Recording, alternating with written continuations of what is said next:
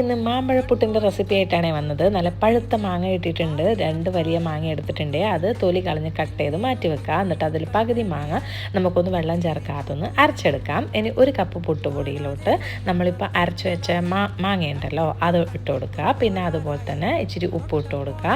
എന്നിട്ട് മിക്സിയുടെ ജാറ് കഴുകിയിട്ട് വെള്ളം കൂടി ഒഴിച്ചിട്ട് നന്നായിട്ടൊന്ന് മിക്സ് ചെയ്തിട്ട് നമുക്കിത് അരച്ച് വെച്ച് കുറച്ച് സമയം റെസ്റ്റ് ചെയ്യാൻ വെക്കുക.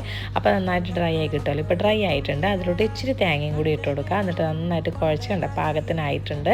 ഇനി നമ്മുടെ പുട്ടുകുറ്റിയിലോട്ടേക്ക് തേങ്ങ, മാങ്ങ, പിന്നെ നമ്മൾ മാമ്പഴം ചേർത്തിട്ടുള്ള പുട്ടുപൊടിയും കൂടെ ഇട്ടിട്ട് ഫില്ല് ചെയ്തിട്ട് നമുക്കിതൊന്ന് സ്റ്റീം ചെയ്തെടുക്കാം. പെട്ടെന്ന് സ്റ്റീമായി കിട്ടും കേട്ടോ.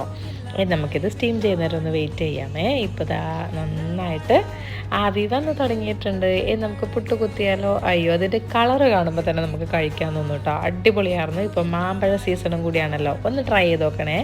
അപ്പോൾ ഇത്രയേ ഉള്ളൂ ഇന്നത്തെ വീഡിയോ. താങ്ക്